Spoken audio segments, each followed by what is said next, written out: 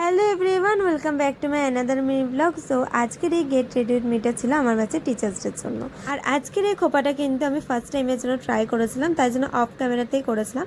এরপরেই guys aloe vera gel use করব। তো ফার্স্টে আমার মুখে ময়শ্চারাইজার মাখাই ছিল, আর প্রত্যেক বছর পুজোর আগে আমার একটা পিম্পল এরকম উঠতেই হবে।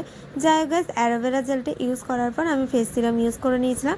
আর যেহেতু শাড়ি পরবো সেই জন্য আগে থেকে আমি কিন্তু ব্লাউজটা পরে রেডি ছিলাম।